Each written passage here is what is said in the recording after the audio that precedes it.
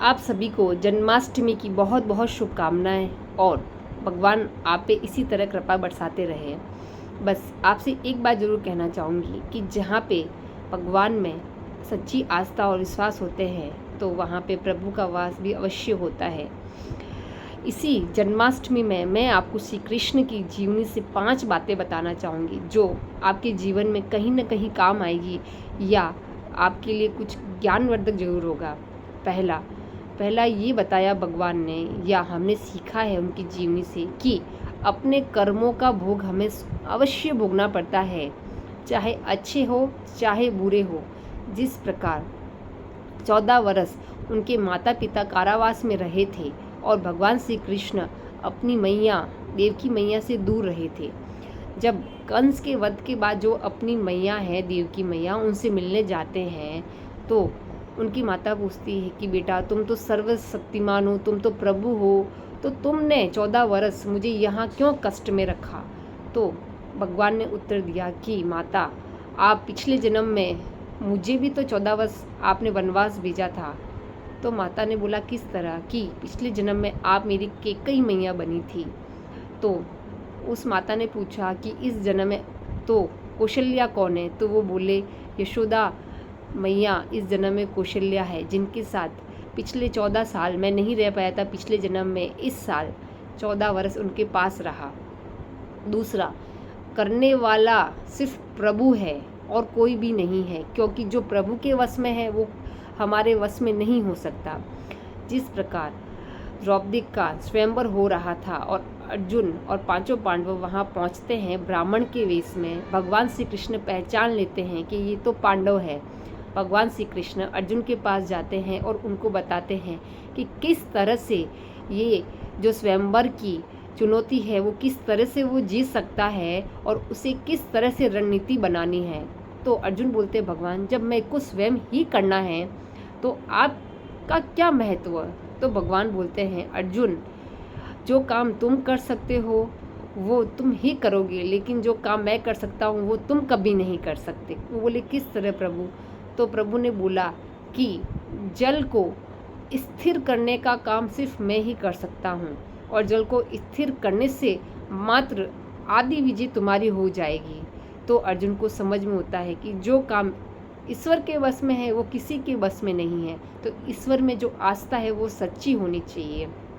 तीसरी बात भगवान ने हमें ये बताई है कि भक्ति हमेशा निश्चल होनी चाहिए, निश्चल बिना किसी राग द्वेष के।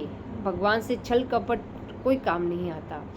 किस तरह से कि एक बार नारद जी को मन में ऐसा होता है कि सबसे बड़े जो भगवान के भक्त है वो खुद है और उनको ये पता होता है कि भगवान के जो भक्त होते हैं वो राधा जी है, लेकिन वो मानते स्वयं को है।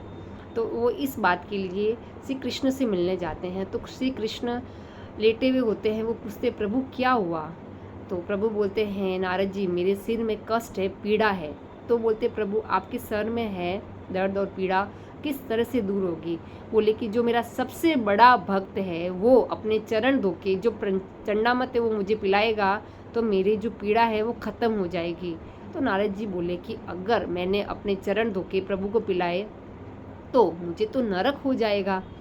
तो वो जाते हैं राधा जी के पास, राधा जी को बोलते हैं जो कि श्री कृष्ण प्रभु कहते हैं कि आप जाइए राधा जी से लेके आइए। तो वो राधा महल जाते हैं और राधा जी को पूरी बात बताते हैं, बोलते कि इस तरह की बात है। राधा जी बिना कुछ सोचे तुरंत अपने चरणों का पानी उनको पकड़ा देती है। तो नारद जी को आश्चर्य होता है, वो पूछते हैं कि आपको अपने चरणों का पानी पिला सकते हैं भगवान को, आपको नरक का भोग नहीं डर है। तो वो बोलते हैं कि मेरे प्रभु कष्ट में है और मुझे अपने नरक की चिंता है तो मैं कैसी भक्त। तो नारद जी को एहसास होता है कि सच्चे भक्त तो राधा रानी ही हैं। भगवान ने तो लीला रच के उनको ये समझाया है। चौथी बात कि भगवान को रणछोड़ कहा जाता है। यहाँ पे ये दिखाया गया है भगवान ने कि जहाँ जरूरत नहीं है अपने सामर्थ्य या ताकत का प्रदर्शन करके वहाँ पे अननेसेसरी या व्यर्थ में अपनी शक्ति का प्रदर्शन नहीं करे, क्योंकि जहाँ जरूरत ही नहीं है वहाँ करने से वो चीज़ें तो व्यर्थ ही होनी है।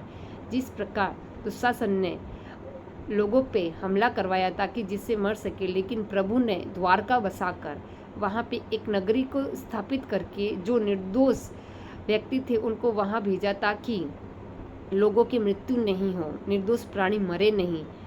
इसीलिए भगवान ने दिखाया कि रण छोड़, मतलब बिना मतलब किसी को कष्ट हो या तकलीफ पहुँचे वैसा काम ना करके अगर वो जगह छोड़ दी जाए तो चीज़ें बहुत सही हो सकती है।